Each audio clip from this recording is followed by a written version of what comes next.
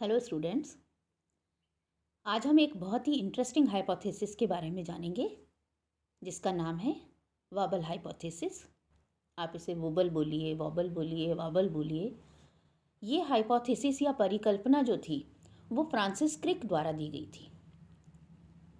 Genetic code हम पढ़ चुके हैं। जेनेटिक कोड में ही जो वॉबल हाइपोथेसिस आती है उसके बारे में आज हम जान रहे हैं, जो कि फ्रांसिस क्रिक नाम के साइंटिस्ट के द्वारा दी गई थी। ये परिकल्पना जो कि ये बताती है which states that the base at the 5 prime end of the anticodon also show non-standard base pairing with any of the several bases located at the 3 prime end of the codon।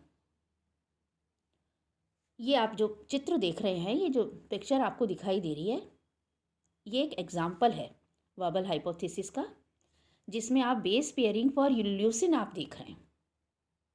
जो leucine trans RNase है उसका example देकर के ये बताया गया है। ये क्लोवर लीफ मॉडल की फॉर्म में है ट्रांसफ़र आरएनए मॉलिक्यूल। और इसमें आप देख रहे हैं, ये देखिए ल्यूसिन ऊपर 3 प्राइम एंड पर लगा हुआ है और यहाँ नीचे की तरफ आप देखिए मैसेंजर आरएनए जो रन कर रहा है नीचे 3 प्राइम से 5 प्राइम। ये न्यूक्लियोटाइड की एक श्रृंखला है मैसेंजर आरएनए की। और ये किस प्रकार से जो नीचे वाला हिस्सा है इसका एंटीकोडोन जहाँ लगे हुए होते हैं ट्रांसफ़र आरएनए में, वहाँ आपको ये GC, AU और GC, अगर इस प्रकार की पेयरिंग नज़र आती है तो ये नॉर्मल पेयरिंग है। इधर आप देखिए दूसरे जो पिक्चर है उसमें दिखा रखा है इन्होंने GC की जगह पर देखिए यहाँ GU लग चुका है, यानी वॉबल पेयरिंग। कहने का तात्पर्य क्या है vowel hypothesis? that first base of anticodon and third base of codon is the vowel position। जो इसकी एक्चुअली जो वॉबल मतलब है, इसका अगर आप मीनिंग देखेंगे, मतलब कि अनसर्टेनली डायरेक्टेड मूवमेंट है, अनिश्चितता भरा हुआ किसी दिशा में आपकी मूवमेंट है या आपका कदम है। तो वॉबल हाइपोथेसिस यही बताती है कि जो एंटीकोडोन है या जो कोडोन्स हैं उनमें जो फर्स्ट पोजीशन और थर्ड पोजीशन होती है वहाँ पर चेंजेस आ सकते हैं। जो बीच वाली पोजीशन होती है वो स्टेशनरी होती है, स्थिर होती है। फॉर एग्जांपल देखिए आप ये जहाँ आप ये सेकेंड उसमें देख रहे हैं यूरेसिल जहाँ लगा हुआ है at the wobble position can pair with either adenine और guanine.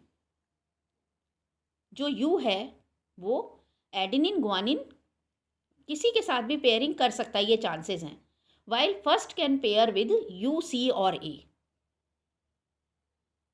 However, the Vobel rules do not permit any single transfer RNA molecule to recognize 4 different codons. 3 codons can be recognized only when inosine occupies, I stand for inosine, the first 5 prime position of the anticodon। तो आप इसको ज़्यादा deep में ना जाएं और आप इतना समझें कि जो ये नॉर्मल पेयरिंग और वोबल पेयरिंग जो दिखा रखी है, ये वोबल पेयरिंग में चेंज हो सकता है, बाकी जगह पर चेंज नहीं हो सकता। तो इसको हम कहते हैं कि जो स्थिर नहीं है, जो पोजीशन स्थिर नहीं है, उसको हम इस तरह से समझा सकते हैं कि 3 का जो कोड है, जेनेटिक कोड जो है वो 3 बेस का बना हुआ है। जैसे आप कहते हैं AUG, UU, UAA, UGA, UAG जो कि टर्मिनेशन कोडोन्स हैं। तो ये 3 यहाँ पर बेस हैं यूरेसिल, एडेनिन, एडेनिन, UAA में। तो इनका कहना है कि ये मैसेंजर आरएनए के साथ में जब इनकी पेयरिंग होती है तो अगर GC के साथ लगता है तो नॉर्मल पेयरिंग है, अगर इसकी पेयरिंग बदल जाती है तो वो कहलाती है vowel pairing. So this is about the vowel hypothesis कि इसका मतलब इसमें चेंज जो है वो चेंज इसमें कहाँ आ सकता है, लास्ट पोजीशन पर।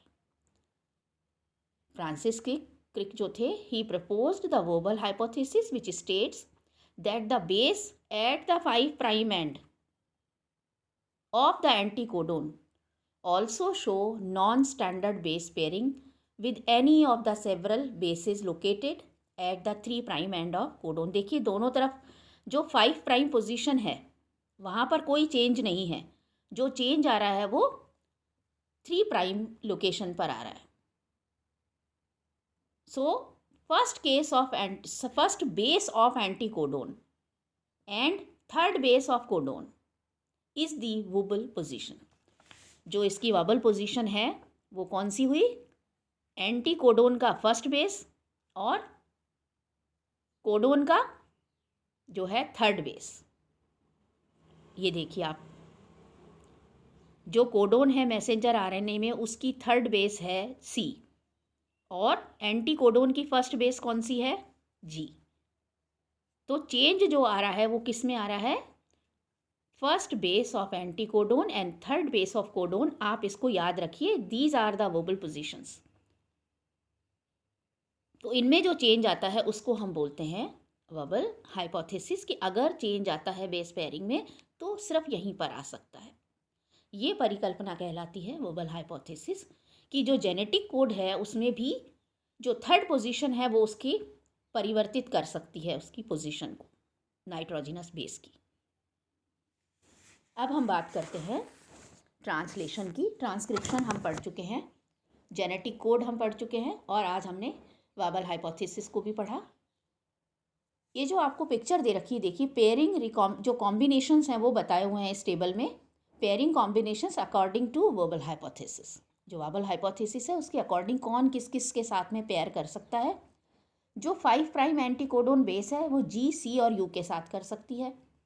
जी can pair with C and U. ये लास्ट में ऑब्जर्वेशन दी हुई है, वहाँ आप पढ़ लीजिएगा, उससे आपको अंदाज़ा हो जाएगा दैट यूरेसिल जो है उसका प्रिडिक्टेड 3 प्राइम कोडोन बेस कौन सा हो सकता है? A and G. U not found as 5 prime anticodon base. Anticodon में आप देख लीजिए ऊपर कहीं भी यू लगा हुआ आपको कभी नहीं मिलेगा. जी जहाँ लिखा हुआ है वहाँ पर आपको U not found as 5 prime anticodon base. Then जो आइनोसिन है उसके बारे में अगर हम देखें तो ए, सी एंड यू के साथ ये कर सकता है. Wobble as predicted inosine can recognise 3 prime A, C और U. C can pair with G. No wobble, normal base pairing हो जाएगी, सी के जी के साथ हो जाएगी और किसी के साथ नहीं होगी. ए हमेशा यू के साथ जुड़ेगा. तो जी जो है और यू जो है बस इन्हीं में आप देखेंगे जनरली चेंजेस आपको देखने को मिलते हैं. So these are few concepts about the wobble hypothesis. अब हम बात करते हैं ट्रांसलेशन की, कि किस प्रकार से जो प्रोकैरियोटिक जीव हैं और यूकैरियोटिक जीव हैं उनमें ट्रांसलेशन होता है. तो ट्रांसलेशन एक्चुअली क्या है? आप क्या समझते हैं जैसे ट्रांसलेशन से? कि जो एक तरह से ट्रांसक्रिप्ट जो हमारे पास है उसको अनुवाद करना.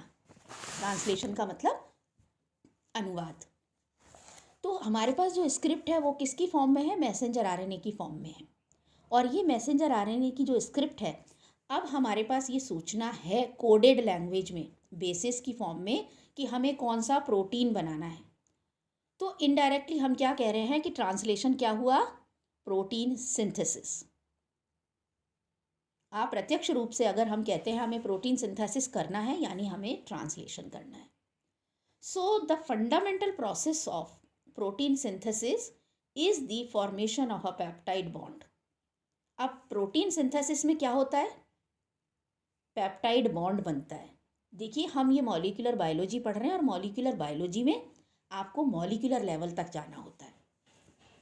तो यहाँ हम बात कर रहे हैं कि जो ट्रांसलेशन है वो प्रोटीन सिंथेसिस है और प्रोटीन सिंथेसिस में पेप्टाइड बॉन्ड फॉर्मेशन होती है. किसके बीच में? Carboxyl group of 1 amino acid and amino group of the other. एक अमीनो एसिड दूसरे अमीनो एसिड के साथ में कार्बोक्सिल ग्रुप के साथ में जुड़ जाता है, इसको हम पेप्टाइड बॉन्ड कहते हैं. तो प्रोटीन सिंथेसिस में ये बॉन्ड बनना होता है. Actually this process is called gene expression. जो हम कहते हैं this is gene expression.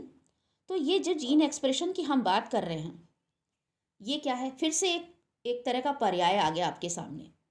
Translation कहिए, प्रोटीन सिंथेसिस कहिए, या फिर आप इसे जीन एक्सप्रेशन भी कह सकते हैं. अगर आपसे मॉलिक्यूलर लेवल पर पूछा जाता है कि ये प्रोसेस क्या कहलाता है ट्रांसलेशन, तो आप कह सकते हैं जीन एक्सप्रेशन। बिकॉज जीन्स जो होते हैं, जीन्स क्या हैं? डीएनए के हिस्से हैं।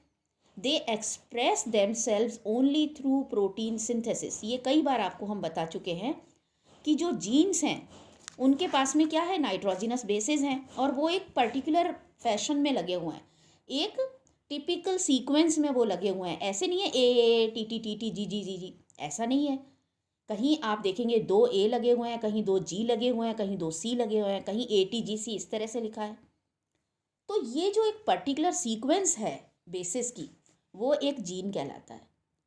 और एक जीन जो है वो डीएनए का टुकड़ा है, and that is in the form of nucleotide sequence और जेनेटिक कोड्स। इसको जब ये जेनेटिक कोड, एक पर्टिकुलर जेनेटिक कोड अपनी बात को कहता है, अपने आप को जब एक्सप्रेस करता है, तो वो किस टर्म में एक्सप्रेस करेगा? इसको हिंदी इंग्लिश तो आती नहीं है, तो ये अपने को एक्सप्रेस करता है किसी एक प्रोटीन को बना करके। आप इसको बिल्कुल जस्ट लाइक अ स्टोरी समझिए कि हमारी सपोज बॉडी है, उस बॉडी में अगर कोई भी हमें चेंज नज़र आता है, कहीं कुछ भी हमें पेन होता है, कहीं कुछ हमें फ़र्क नज़र आता है, या हम बहुत खुश होते हैं, या कुछ और काम होता है, तो हर काम हमारी बॉडी प्रोटीन की फॉर्म में जताती है। वो हर एक्सप्रेशन जो देती है वो किसी एक नए तरीके के प्रोटीन के साथ में देती है। तो इनडायरेक्टली, डायरेक्टली आप कहें, translation is protein synthesis. Protein synthesis is gene expression. और वो कौन एक्सप्रेस करता है? जीन करता है। जीन क्या है? डीएनए डीएनए है, डीएनए का टुकड़ा है, या आप कह दें न्यूक्लियोटाइड सीक्वेंस है, या जेनेटिक कोडोन है। तो ये जो प्रोसेस होता है जीन एक्सप्रेशन का, this process actually takes place in the cytoplasm, and 3 kinds of RNA molecules perform diverse but cooperative functions during translation. तो जीन एक्सप्रेशन कैसे होता है? साइटोप्लाज्म में होता है, यानी प्रोटीन सिंथेसिस कहाँ होता है? इसकी साइट क्या हुई? साइटोप्लाज्म हुई। और किसकी मदद से प्रोटीन सिंथेसिस होती है? तीन जो आरएनए होते हैं, मैसेंजर आरएनए, ट्रांसफर आरएनए और राइबोसोमल आरएनए। ये तीनों अलग अलग प्रकार की शक्लो सूरत रखते हैं, काम भी अलग अलग हैं इनके, लेकिन अलग अलग काम होते हुए भी ये सब एक कोऑपरेटिव फंक्शन करते हैं, यानी एक साथ मिलकर के एक काम को अंजाम देते हैं। उसको हम ट्रांसलेशन कहते हैं। तो ट्रांसलेशन क्या प्रोसेस हो गया? ट्रांसक्रिप्शन की जो स्क्रिप्ट है मैसेंजर आरएनए का, प्रोटीन सिंथेसिस में कन्वर्ट हो जाना या प्रोटीन का बनाना। मैसेंजर आरएनए से प्रोटीन सिंथेसिस करना ही ट्रांसलेशन है। अब वो प्रोटीन सिंथेसिस मैसेंजर आरएनए से किस प्रकार से होती है, ये आप ये देखिए, एक छोटी सी इक्वेशन के द्वारा आपकी इसमें बताया गया है। सबसे पहले जो होता है, यहाँ देखिए राइबोसोम्स जो होते हैं, डिफरेंट साइट्स भी इसमें बताई हुई हैं। तो पहले अगर हम बात करें मैसेंजर आरएनए की, ट्रांसलेशन प्रोसेस करने के लिए आपको messenger RNA, ribosome, transfer RNA, ribosomal RNA, इनके बारे में जानना ज़रूरी होता है। तो पहला जो है वो है मैसेंजर आरएनए। इसकी बात हम कर लेते हैं। मैसेंजर आरएनए के बारे में आप सब अच्छे से जानते हैं कि ये जो मैसेंजर आरएनए होता है, it carries the genetic information transcribed from DNA to form the genetic code.